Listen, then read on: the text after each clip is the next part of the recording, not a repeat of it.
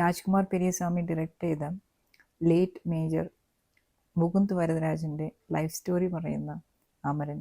അടുത്ത കാലത്ത് ഒന്നും തന്നെ വാർ ആൻഡ് ലവ് കോംബോയിൽ ഇത്രയേറെ ഇമോഷണലി കണക്ട് ചെയ്ത ഒരു സിനിമ കണ്ടിട്ടില്ല. First of all hats off to Sai പല്ലവി.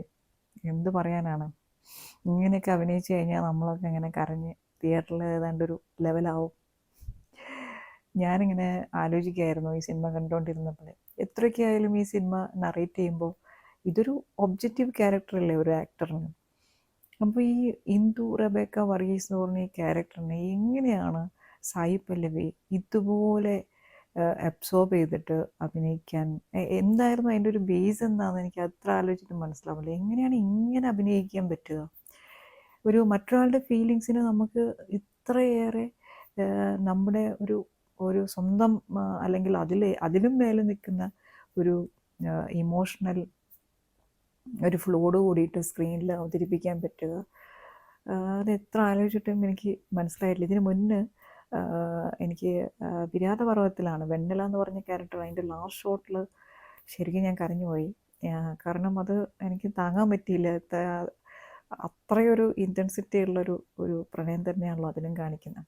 അപ്പോൾ ഇതിൽ സായി പല്ലവിയുടെ ഇതിൽ ഇന്ദു മുകുന്ദേ എന്ന് വിളിക്കുമ്പോഴുള്ള ഒരു പ്രണയം, അതിനോട് അറ്റാച്ച് ചെയ്തിട്ട് വരുന്ന, നമ്മുടെ ഒരു ഓഡിയനായിട്ട് നമ്മൾ തിയേറ്ററിലിരിക്കുമ്പോൾ നമ്മുടെ ഉള്ളിലേക്ക് വരുന്ന എന്തൊക്കെ ഫീലിങ്സാണ് നമ്മൾ അറ്റാച്ച് ചെയ്യുന്നത് നമുക്ക് തന്നെ അറിയുന്നില്ല.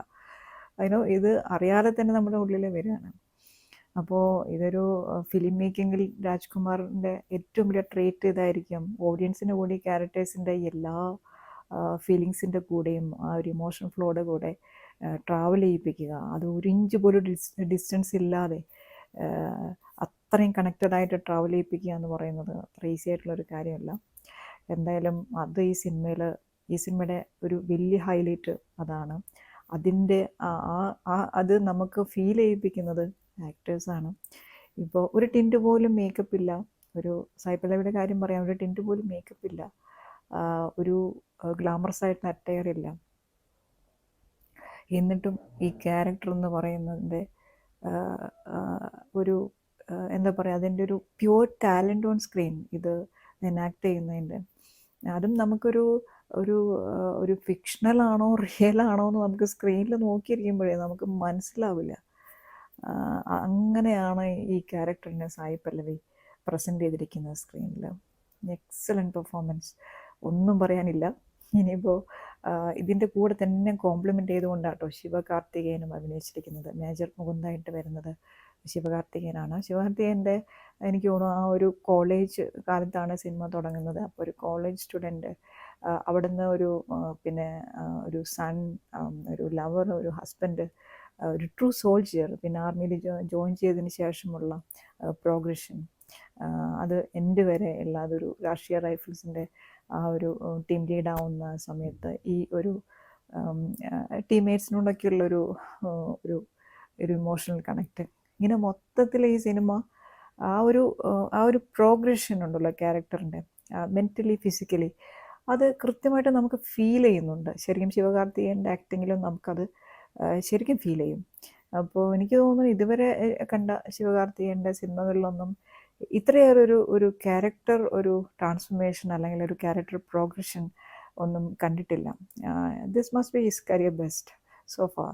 അമരനെ പറ്റി ഇതിലും കൂടുതലൊന്നും അങ്ങനെ എക്സ്പ്ലെയിൻ ചെയ്യാനില്ല. ഇനിയിപ്പോൾ ടെക്നിക്കലി പറയുകയാണെങ്കിൽ സിനിമ ഇപ്പോൾ നമുക്കറിയാം ഈ ലൈൻ ഓഫ് കൺട്രോൾ, അതുപോലെ കശ്മീർ സെൻസിറ്റീവ് സോൺസിലൊക്കെ ഇതുപോലെയുള്ള മിലിറ്ററി ഓപ്പറേഷൻസൊക്കെ ഷൂട്ട് ചെയ്തിട്ടുള്ള ഒരുപാട് സിനിമകൾ കഴിഞ്ഞ 2 വർഷങ്ങളിലൊക്കെ വന്നിട്ടുണ്ട്. അപ്പം നമുക്ക് ഈ ഒരു ഏരിയകളിലെ ഒരു സെൻസിറ്റിവിറ്റിയൊക്കെ നമുക്ക് വളരെയധികം ഫെമിലിയറാണ് ഓൺ സ്ക്രീൻ.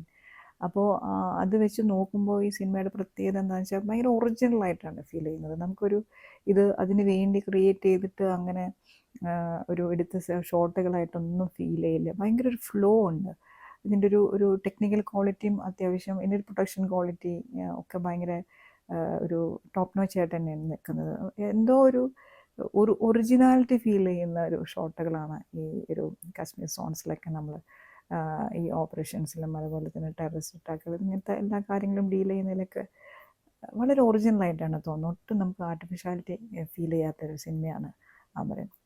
ഇനി ബാക്കി ആക്ടേഴ്സിൻ്റെയൊക്കെ കാര്യം പറയുകയാണെങ്കിൽ ഇതിലൊരു പിന്നെ മലയാളി ഫാമിലിയെ റെപ്രസെൻ്റ് ചെയ്യുന്ന ഇന്ദുവിൻ്റെ ഫാമിലി മലയാളിയാണ്. അപ്പം അത് റെപ്രസെൻ്റ് ചെയ്യുന്ന ശ്യാമപ്രസാദ്, അതുപോലെ തന്നെ ശ്യാമോഹൻ, ഒരു ഭയങ്കര ഒരു എന്താ പറയുക ചൂടനായ ബ്രദറായിട്ട് വരുന്ന ശ്യാമോഹൻ, അങ്ങനെ ഇത്രയും ഈ ക്യാരക്ടേഴ്സൊക്കെ വളരെ നന്നായിട്ടുണ്ട്. എല്ലാവരും വളരെ ഒറിജിനലാണ്. രാഹുൽ ബോസിൻ്റെയും പിന്നെ ഭുവൻ അറോയുടെയും ആക്ടിങ് നന്നായിട്ടുണ്ട്.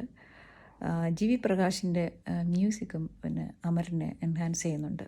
അതുപോലെ തന്നെ ഈ പ്രണയത്തിൽ ഒരു ഹസാഡൊക്കെ ഡീൽ ചെയ്യുന്ന ആ ഒരു ഷോട്ടൊക്കെ ഉണ്ട്, ഒരു ബാത്റൂമിൽ നിന്നിട്ട് സായി പല്ലവി സംസാരിക്കുന്നത്. അപ്പോൾ ഒരാൾ പ്രണയത്തിൽ എന്താ പറയുക, ഒരാൾക്ക് എപ്പോഴും ഒരു എഡ്ജ് കൂടുതൽ, അതായത് പ്രേമം ഒരാൾക്ക് എപ്പോഴും കൂടുതലായിരിക്കും എന്ന് പറയുന്നൊരു ഷോട്ട്. അത് ടെക്നിക്കലി ഞാൻ അത്ര അതിനോട് എന്താ പറയുക അത് അത്ര അക്സെപ്റ്റ് ചെയ്യുന്നില്ലെങ്കിലും സിനിമയിൽ ഈ ഒരു ഷോട്ട് വളരെ വളരെ വളരെ എഫക്റ്റീവായിട്ടാണ് കേട്ടോ ഫീൽ ചെയ്തത്. അപ്പോൾ അങ്ങനെ മൊത്തത്തിൽ ഈ ഒരു വളരെ വളരെ സെൻറ്റിമെൻ്റലാണ്. പക്ഷേ ഈ സെൻറ്റിമെൻ്റൽ ആണെങ്കിലും വളരെ നമുക്കൊരിക്കലും ഇതൊരു മെലോഡ്രാമ പോലെ ഫീൽ ചെയ്യുകയോ അല്ലെങ്കിൽ ഇതൊരു ഒരു സിനിമയ്ക്ക് വേണ്ടി ഒരു സ്ക്രീനിൽ നമ്മൾ ഉണ്ടാക്കുന്നൊരു ഫിക്ഷണലായിട്ട് ക്രിയേറ്റ് ചെയ്യുന്ന ഒരു സീനുകളായിട്ട് ഒട്ടും തോന്നുന്നില്ല എന്നുള്ളത്. ഇങ്ങനെ കഥ ഇങ്ങനെ ഒരു ഫ്ലോയിൽ ഇങ്ങനെ പോയിക്കൊണ്ടിരിക്കുക. ഒരു ട്രൂ ലൈഫ് സ്റ്റോറി ആണെങ്കിലും ആ കഥയുടെ ഫ്ലോയിൽ നമുക്ക് ഒരു സീൻ പോലും നമ്മൾ ഡിസ്കണക്റ്റഡ് ആവുന്നില്ല ഈ സിനിമയിൽ.